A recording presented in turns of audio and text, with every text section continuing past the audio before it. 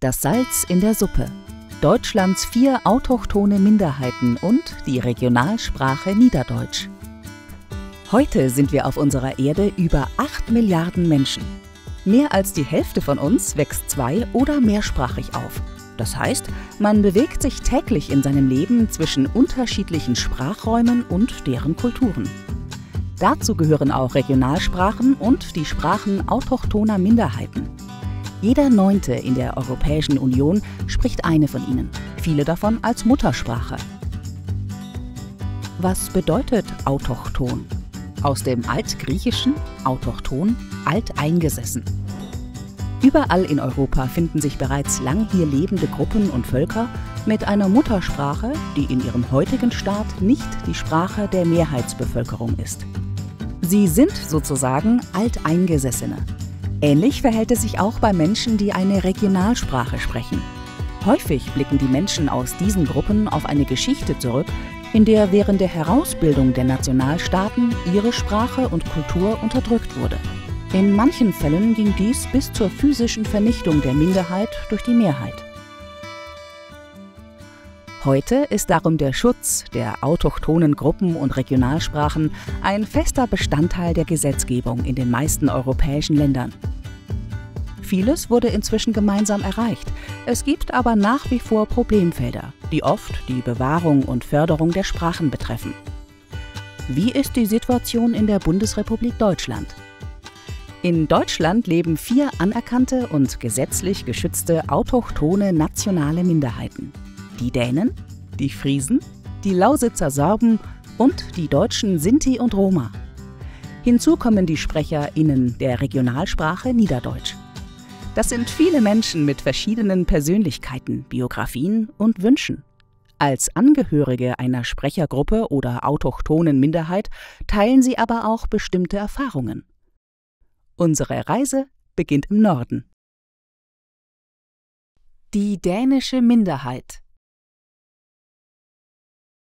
Viele autochthone Minderheiten verfügen über ein Siedlungsgebiet, also eine historische Herkunftsregion, die bis heute im Zentrum ihres sprachlichen und kulturellen Lebens steht. Das gilt auch für die dänische Minderheit in Südschleswig. Schleswig mit seiner dänischen und deutschen Bevölkerung war im 19. und 20. Jahrhundert immer wieder Streitfall zwischen dem Königreich Dänemark und Preußen bzw. Deutschland. Die Grenze verschob sich je nach militärischem Erfolg und mit ihr auch, wer nun aus nationaler Perspektive im Ausland lebte. 1920 wurde in der Grenzregion eine demokratische Volksabstimmung zur Landeszugehörigkeit durchgeführt. In Südschleswig stimmte die Mehrheit für den Verbleib in Deutschland. In der Folge organisierte sich hier die dänische Bevölkerungsgruppe mit Vereinen und Einrichtungen und so entstand die dänische Minderheit. Der Frieden hielt nur bis zur Machtergreifung durch die minderheitenfeindliche NSDAP. Erst 1955 konnte der Konflikt mit den Bonn-Kopenhagener Erklärungen endgültig beigelegt werden. Dänemark und Deutschland verpflichteten sich, die beiderseits der Grenze lebende deutsche bzw. dänische Minderheit anzuerkennen und zu schützen. Ein zentraler Bestandteil des Vertrages ist die Garantie der Bekenntnisfreiheit zur Minderheit, die anders als in der Vergangenheit nicht mehr durch Behörden angezweifelt oder überprüft werden darf. Sie gilt seither als wichtiger Kern des modernen Minderheitenrechts. Für die dänische Minderheit ist es zentral, in Deutschland ein dänisch geführtes Leben von der Geburt bis zum Tod zu ermöglichen. Hierfür besteht ein Geflecht von Vereinen und Institutionen, die sich am skandinavischen Gesellschaftsmodell orientieren. Die Minderheit ist offen für Menschen von außen, gerade ihre Bildungseinrichtungen sind auch bei den deutschen Nachbarn sehr beliebt. Im Gegenzug wird die Bereitschaft erwartet, Dänisch zu lernen und sich im Leben der dänischen Gemeinschaft zu engagieren, also kulturell einzutauchen. Dabei entsteht vor allem für die junge Generation ein Leben mit den verschiedenen Welten. Line und Clara sind Schülerinnen der Gustav Johansen Skolen in Flensburg. Sie schildern ihre persönliche Sichtweise so. Jeg værdsætter virkelig meget, at jeg kan begge sprog, fordi jeg kan bruge det både i Danmark, i Tyskland eller mange andre steder. Og bare det at kunne snakke begge sprog med folk, man møder på gaden, er bare et privileg for mig. Ja, jeg føler mig også rigtig privilegeret over det, og jeg er glad for, at jeg kender vores historie og ved, hvorfor det hele er, som det er. Die Deutschen, Sinti und Roma. Die Deutschen Sinti und Roma bilden im deutschsprachigen Raum seit mehr als 600 Jahren einen Teil der Bevölkerung. Ihre Sprache Romanes wird als zweite Muttersprache neben dem Deutschen in den Familien mündlich weitergegeben. Sinti und Roma waren im Laufe der Jahrhunderte immer wieder Diskriminierung und Verfolgung ausgesetzt. Die radikalste Form des Rassismus gegenüber Sinti und Roma bildete die Rassenideologie der Nazis, die im Holocaust an mehr als 500.000 Sinti und Roma gipfelte.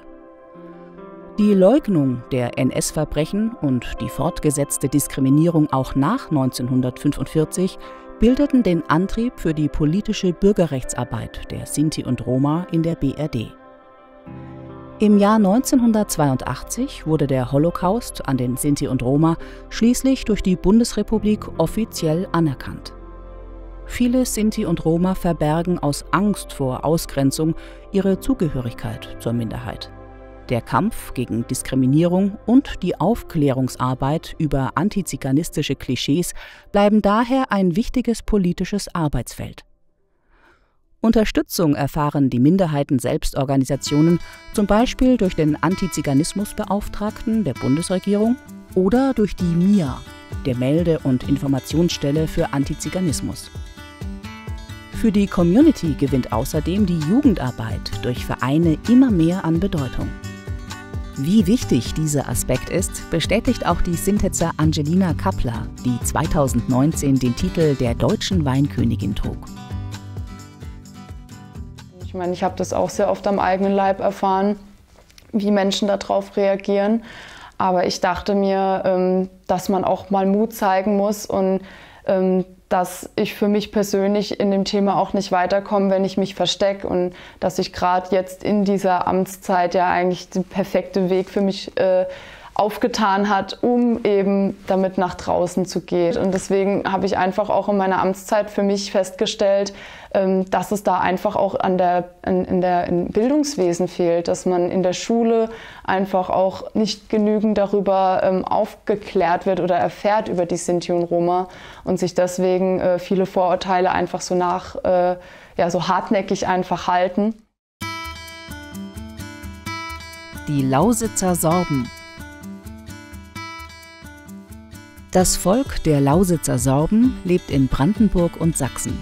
Seine historische Wurzel ist die einst zwischen Elbe, Saale und der Ostsee ansässige slawische Bevölkerung. In der Lausitz konnte sich die slawische Sprache erhalten und zu den zwei modernen Hochsprachen Niedersorbisch bzw. Wendisch in Brandenburg und Obersorbisch in Sachsen entwickeln. Ein Weg, der von Seiten deutscher Behörden immer wieder auch behindert und bekämpft wurde, bis hin zum Sprach- und Vereinsverbot im Nationalsozialismus. Die DDR verankerte die Rechte der Sorben erstmals in einer Verfassung. Doch die Eingliederung in die sozialistische Gesellschaft verlangte der stark religiösen und bäuerlichen sorbischen Kultur viel ab. Hinzu kam der Braunkohleabbau, durch den seit 1924 ein Drittel des sorbischen Sprachraums zerstört wurde. Die Sorben, Wenden, sind der Mehrheit, meist durch ihre Folklore, ein Begriff. Für viele von ihnen ist das Bekenntnis zu diesen Traditionen eine Herzensangelegenheit. Aber man will sich trotzdem nicht nur auf bunte Trachten und bäuerliche Bräuche beschränkt wissen. Die Sorbin Hanna fasst das mit Blick auf ihre kleine Tochter so in Worte. Přesto jsem ja bucha vesela a ty hoda na to, že máme tu možnosť moc moju džoku ju otrošť dať. Mimo toho pa si ja zame ty přiju, že jsem ja otvorena dosť, moc ty zrozumieć, když bude moja džoka jemo väčša a tam mi praje poskaj, mama, mio to ju šopše mało, mio to šopše konzervativ, abo šopše Przerune, łasajmy proszę hić, bądź sem ja, budź tak dorozumliła, że ja prajem, hej, ty smiesz, a ja pa wiem, zo smiate bi Buchraum dała jękoren supu, kotryś jotyby tak sino gestisse. In der Niederlausitz brach nach 1950 die Weitergabe des Wendischen in den meisten Familien ab. Die Sprache gilt daher heute als stark bedroht.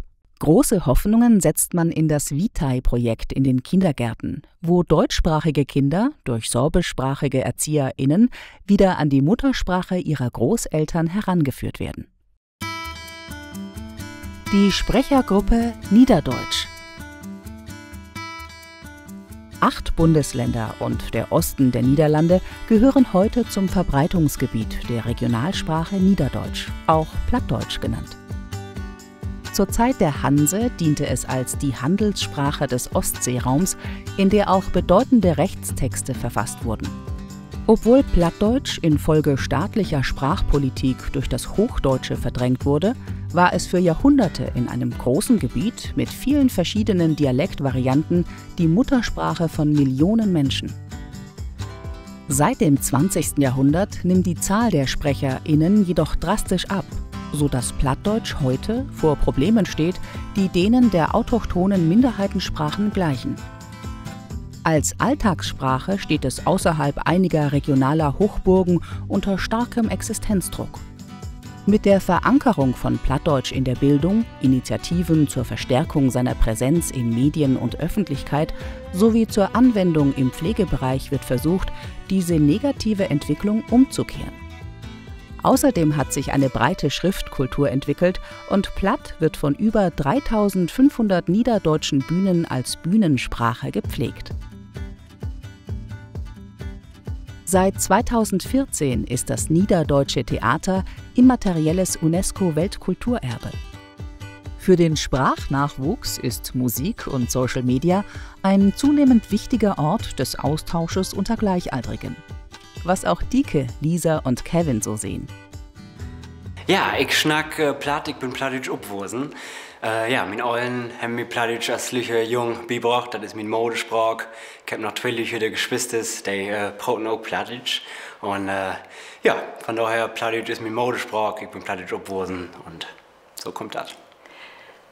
Ich versuche, das Plattdeutsch in den Alltag von den Menschen, die mir auf Instagram folgen, dort werde ich dann auch blind bringen. Oder aber auch produziere ich einen plattdeutschen Podcast, damit die Menschen, die vielleicht auch keine anderen Lü haben, mit denen sie Plattdeutsch schnacken können, einfach sich mit Platt umgeben können. Ob das nur der Podcast ist, ob das die Storys sind, die sie sich ankicken können, ob das Lehrposts sind oder aber auch plattdeutsche Meditation. Heel richtig ist auch der Utrechten ob Dschungellü, also da viel mehr Inhalten kreiert war, die mediell oder kulturell ob Dschungellü ingeht, also da wir viel mehr professionelle Inhalte habt, die Lü auch aufhält und der nicht so, ob ältere Lü Utrecht sind oder so, weil ich glaube, das ist auch gar nicht wichtig, dass der Dschungellü sich auch sein fühlt, also dass die quasi auch mitarbeiten können bei den Inhalten und dass sie zum Beispiel auch bei Medien mitmachen können oder sowas. Da gibt ja zum Beispiel das Projekt Funklok stoppen, ne, der einen eigenen Radiosender haben will. Und da könnt dann zum Beispiel auch jüngere Lü mitmachen, die dann journalistisch arbeiten und so weiter. Ich glaube, das ist nicht wichtig, jüngere Lü mit zu involvieren. Die friesische Volksgruppe. Die entlang der Nordsee in den Niederlanden und Deutschland lebenden Friesen werden bereits in antiken römischen Quellen erwähnt. Meer und Küste haben die Volksgruppe stark geprägt. Sie wurden in ihrer Geschichte fähige Seefahrer und die Kultivierung großer Teile der Küste ist ihr Verdienst. Prägend für das starke friesische Selbstbewusstsein ist bis heute die lange Tradition der Selbstverwaltung, die friesische Freiheit. Bei den Ostfriesen, wo sehr aktiv Plattdeutsch gesprochen wird, hat sich mit der ostfriesischen Landschaft bis in die Gegenwart eine Erbin dieser mittelalterlichen Freiheitsrechte erhalten. Schwierig ist die Situation für die variantenreichen friesischen Sprachen, die heute nicht mehr von allen Friesen gesprochen werden. Zu wenig staatlich garantierter Friesischunterricht, der Mangel an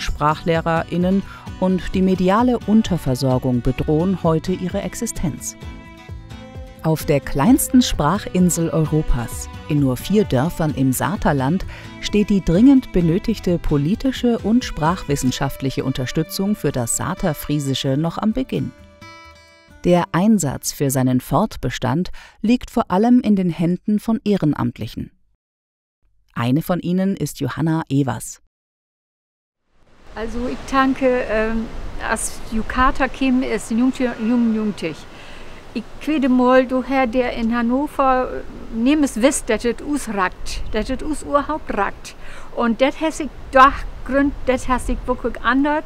Und wir haben nu auch mit Stören von Hannover, haben wir nu einen Hohlbestehenden also ein Fachmann, die Beauftragter ist, also Vorsitzender Wetterdrohn. Und die hauptamtlich ist und die für uns auch mal Arbeit übernehmen kann, das nicht alles ehrenamtlich market werden maut. Und das ist für uns ein großen Erfolg. Man, wir sind nicht an Ende, wie man schon, dass wir ein Institut kriegen, das hat also Fertigung mehr gesprochen.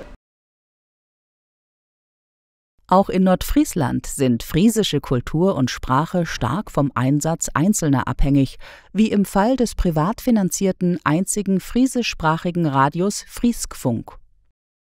Für Lola und Nies Owe ist ihre Muttersprache ein besonderer Schatz.